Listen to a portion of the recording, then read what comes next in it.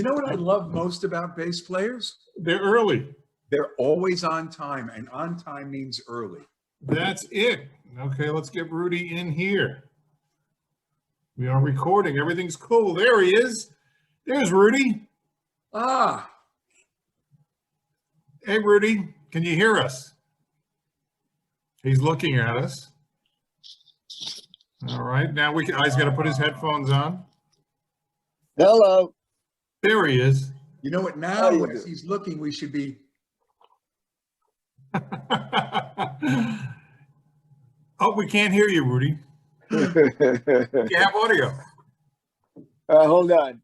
Oh, no, you're here. We can hear you. Very good. Yeah, I got everything. Okay, so good. So good. Right. Okay. How you guys doing? We're doing great. We were just commenting that bass players, we interview bass players, we are bass players. And bass players, for the most part, David, Rudy, they show up on time. Yes, I'm usually the first one in the lobby. Exactly. First one on the session. Yes. I it's kind of like playing music. You don't want to be late with your playing behind the beat. Right, David. See, we play on top of the beat, David. Top of the beat. Be on the beat. Yeah, and it depends. It really depends. That's a good observation that you just made, because I'm Cuban, so I was musically, from listening to the music and my living in Cuba, Cuban music, it was in front of the beat, behind the beat. Right. We call it tumbao. You know, like if you listen to cachao. Oh, I was just going to ask you about cachao. Yeah. There's a swing to it, you know. And since we don't have a kick drum, there's no clash of like, which is, you know, now it's becoming popular for certain hip hop and urban artists to have the kick and the bass, whatever bass it happens to be in hip hop, which is usually a synth, a little bit off. You know, it's kind of like a new thing. And what was that artist that Peter Palladino did a record with? Was it Neo? D'Angelo. Was it D'Angelo? D'Angelo. Right. They have that going on, you know. So that's like a there, but it's been around.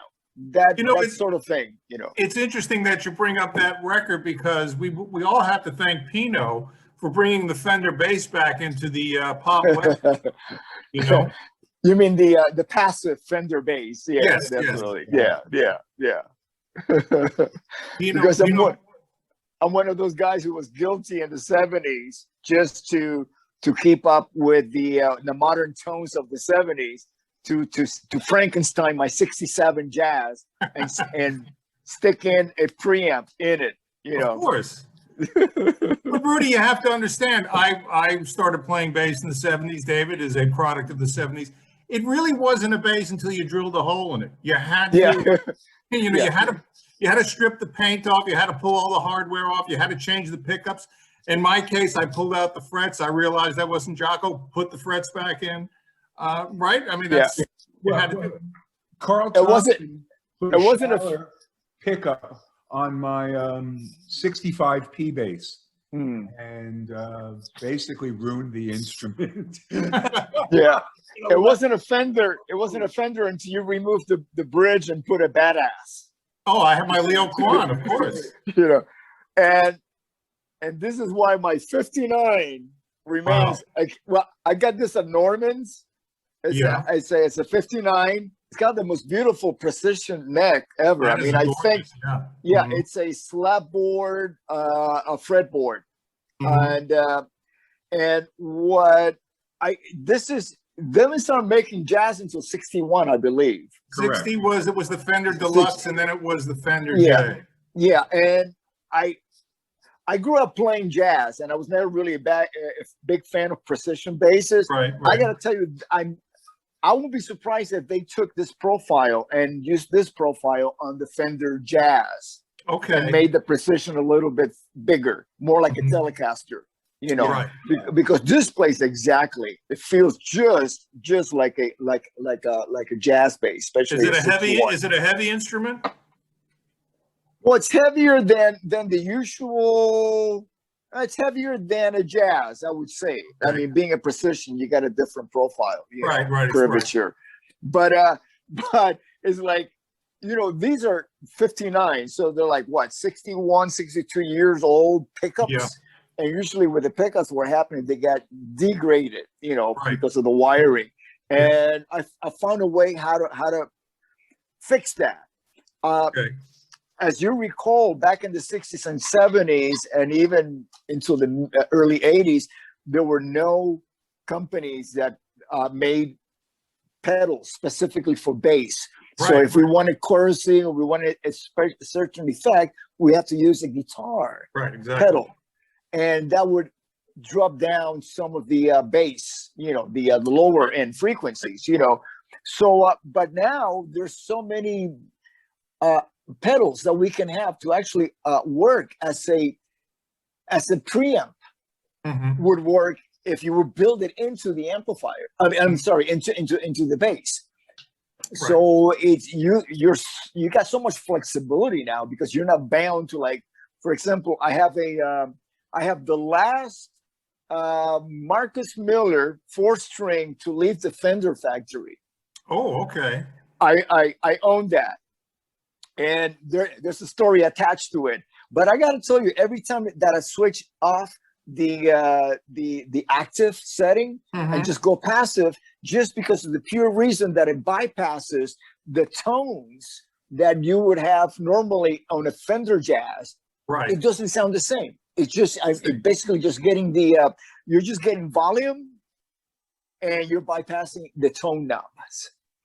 And that's all the basses that I have built for me now, I just have a volume knob put on it. Mm-hmm. Yeah, let me show you. Here we go. Well, that Sadowski, the jazz bass is really a Sadowski bass. The volume. The Marcus Miller, yeah. David, wow. there's 6 strings on that bass. What's going on there? That's true, and no frets. There's no frets. There's 6 but strings. They're blues, so how okay. blue can you be? But like I said, just a volume control. No preamp. When I used to play with Ozzy, I didn't have access to string companies that had like multiple gauges.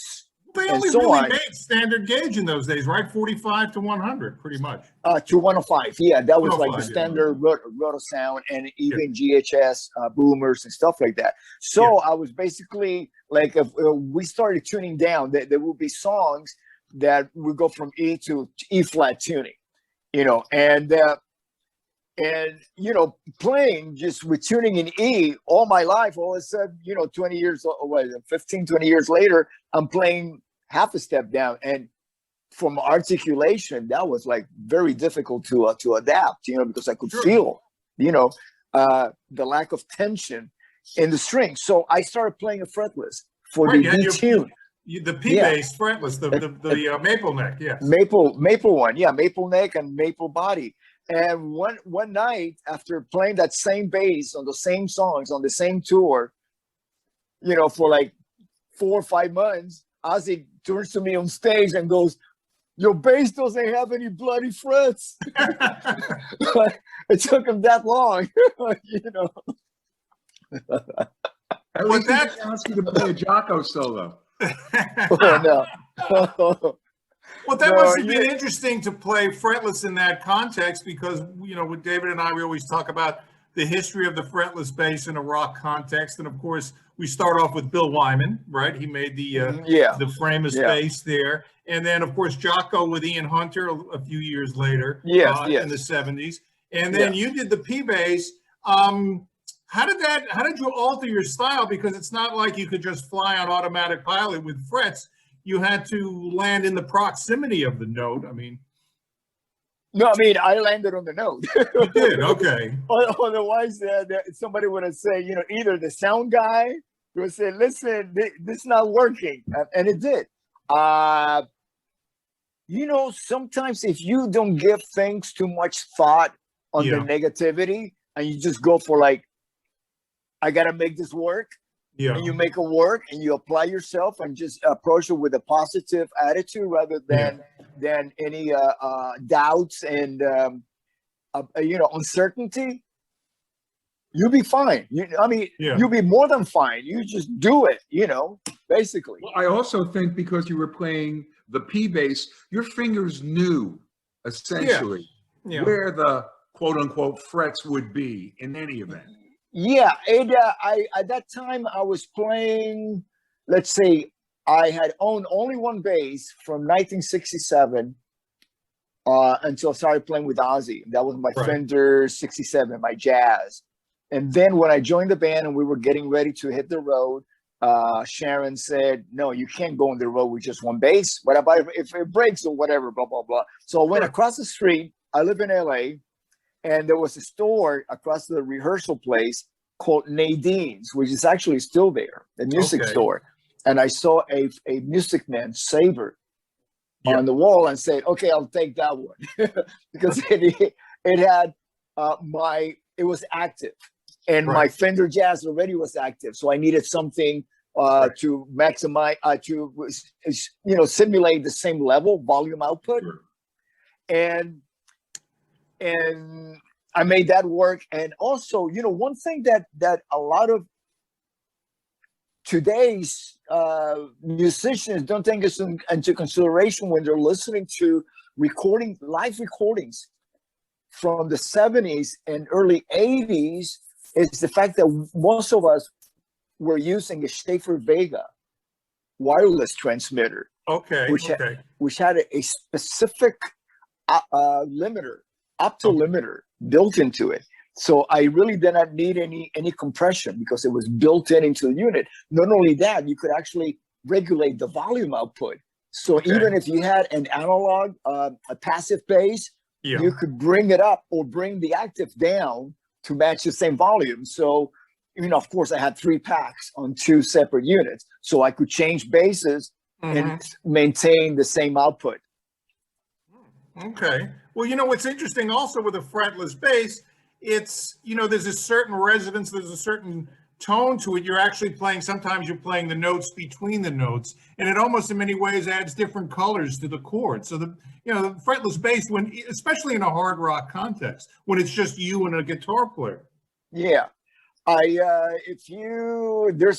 actually a video professionally done, not an iPhone, because of course it's 1982. And it's of us.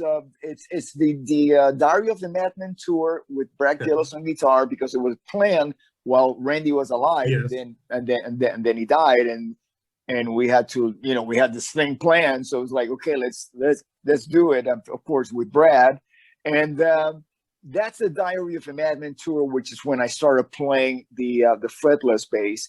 And I usually I played it in 3 songs. There were the E flat tuning songs of the set, and they were actually songs from Diary of a Madman. The whole diary, except for SATO, is all tuned down to E flat. Right. Okay. Yeah. Okay. So I and one of the songs is Believer, and it's like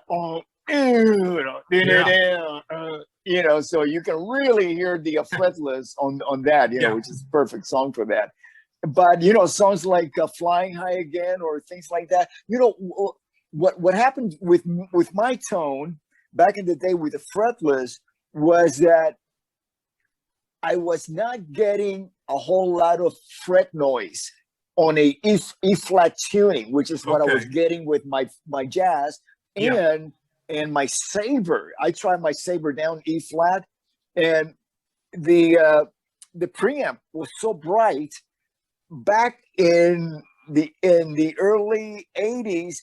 There were PA systems were not aligned most of the time, which meant that the high frequencies that you get, like the upper harmonics and all the fret noise, would travel at a different time as the bass notes. So it sounded like you were not playing tight in sync. Yeah. Okay. Nowadays, everything is time aligned. Right. All the frequencies are time aligned. But we didn't have that back in 1981. That was basically with a Martin Binns, which was basically a band and a huge horn. with a crossover, and that's it. That's what you got. They sounded great in smaller places, really, really beautiful. But once we started getting into bigger arenas, we didn't have the hardwell system yet. Once the hardwell system in mid 80s came in, like 84, because I remember using that with a Quiet Riot, then everything became in sync.